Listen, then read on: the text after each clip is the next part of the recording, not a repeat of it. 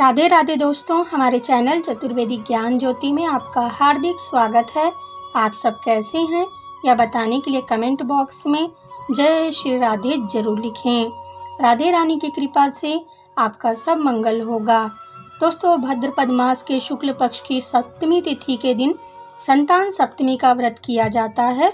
इस व्रत को करने से संतान प्राप्ति, संतान रक्षा और संतान की उन्नति होती है। संतान के लिए यह व्रत सबसे बड़ा व्रत माना जाता है। इस व्रत को करने से निसंतान विवाहित जोड़े को संतान सुख शीघ्र प्राप्त होता है। जो विवाहित जोड़े संतान सुख से वंचित हैं, वे इस व्रत को जरूर करें। दोस्तों, इस व्रत में भगवान शिव एवं माता गौरी और भगवान गणेश का पूजन किया जाता है। हिंदू धर्म में संतान सप्तमी का व्रत विशेष महत्व रखता है। दोस्तों, संतान सप्तमी व्रत विधि हम आपको बता देते हैं। इस विधि से आप व्रत कीजिए। संतान सप्तमी का व्रत माताओं द्वारा किया जाता है। माताएं अपनी संतान के लिए यह व्रत करती हैं। माताएं व्रत वाले दिन सुबह जल्दी उठें, नित्य क्रियाओं से निर्वृत्त होकर स्वच्छ वस्त्र धारण करें। इसके बाद भगवान शिव व माता पार्वती का ध्यान व पूजन करें। व्रत का संकल्प लें। निराहार रहकर दोपहर में 12 बजे के बाद चौक पूर कर कलश स्थापना करें। उस चौकी पर शिव माता पार्वती जी की स्थापना करें। चंदन, अक्षत, धूप, दीप, नैवेद्य, सुपारी तथा नारियल से शिव पार्वती जी की पूजा करें। भगवान गणेश की पूजा करें। दोस्तों, संतान सप्तमी तिथि के व्रत में नैवेद्य के रूप में गुड़ के पुए चढ़ाए जाते हैं। संतान की रक्षा की कामना करते हुए भगवान भोलेनाथ को कलावा अर्पित करते हुए पूजन कीजिए। कलावा भगवान शिव को अर्पित करने के बाद उसे स्वयं धारण करें और व्रत की कथा सुनें। इस व्रत के कुछ नियम हैं, वह भी हम आपको बता देते हैं। दोस्तों, इस व्रत में निराहार व्रत किया जाता है और दोपहर 12 बजे के बाद व्रत की पूजा की जाती है। इस व्रत में नैवेद्य के रूप में आटे में शक्कर मिलाकर 7 और 7 यानी 14 पुए भगवान शिव व माता पार्वती को चढ़ाया जाता है। इसके बाद इसी पुए को खाकर महिलाएं व्रत उपवास रहती हैं। इस दिन व्रत रखने वाली महिलाएं पूजा में रखे प्रसाद को अपने पुत्र संतान को ना दें। प्रसाद को पति और पत्नी ही खाएं। यदि आप पूरा प्रसाद नहीं खा सकती तो आप प्रसाद को गाय को खिला दें। इस व्रत में आप प्रसाद में खीर व मीठी पूड़ी भी बना सकते हैं। दोस्तों, संतान सप्तमी व्रत में आप चांदी के कड़े को पहनते हैं। आप चांदी का कड़ा या फिर सोने का कड़ा या फिर सूती का डोरा या रेशमी डोरे को भी भगवान शिव को अर्पित करके हाथ में धारण कर सकती हैं। इस कड़े को आप अपने सीधे हाथ में पहने। दोस्तों, पूजा करते समय उस डोरे में 7 गांठ मारें और उसे भगवान के सामने रखकर अपनी जो भी संतान की कामना है वह बोलें और भगवान को अर्पित किए डोरे को हाथ में पहन लीजिए। दोस्तों, इस व्रत को माता और पिता दोनों मिलकर भी कर सकते हैं। दोस्तों, इस दिन आप संतान सप्तमी की व्रत कथा जरूर पढ़ें या सुनें। कथा इस प्रकार से है।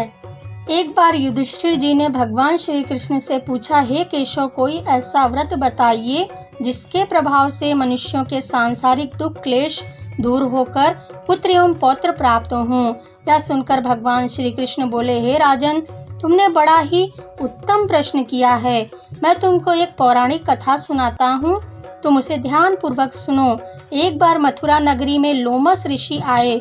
देवकी और वसुदेव जी ने उनकी भक्तिपूर्ण सेवा की। देवकी और वसुदेव की सेवा से प्रसन्न होकर लोमस ऋषि ने उन्हें कंस द्वारा मारे गए पुत्रों के शोक में उबरने का उपाय बताया और कहा कि आप संतान सप्तमी का व्रत कीजिए। लोमस ऋषि ने देवकी और वसुदेव जी को इस संतान सप्तमी व्रत की विधि और कथा सुनाई, जो इस प्रकार से है। अयोध्यापुरी नगरी में एक प्रतापी राजा राज्य करते थे, जिनका नाम नहुस था। उनकी पत्नी का नाम चंद्रमुखी था। उसी राज्य में विष्णुदत्त नाम का एक ब्राह्मण भी रहता था। उसकी पत्नी का नाम रूपवती था। रानी चंद्रमुखी तथा रूपवती दोनों सखियां थीं। दोनों में पारस्पर घनिष्ठ प्रेम था। दोनों साथ में ही सारा काम करती थीं। स्नान से लेकर पूजा तक दोनों एक साथ ही करती थीं। एक दिन सरयू नदी में दोनों स्नान कर रही थीं। वहां अन्य स्त्री भी स्नान कर रही थीं। उन स्त्रियों ने वहीं पार्वती और शिव जी की प्रतिमा बनाकर उनका विधि पूर्वक पूजन किया तथा रानी चंद्रमुखी तथा रूपवती ने उन स्त्रियों से पूजा का नाम तथा विधि पूछी। उन स्त्रियों में से एक ने बताया, हमने पार्वती सहित शिव की पूजा की है। भगवान शिव का डोरा बांधकर हमने संकल्प किया है, जब तक जीवित रहेंगी तब तक यह व्रत करती रहेंगी। यह मुक्ताभरण व्रत सुख तथा संतान देने वाला है।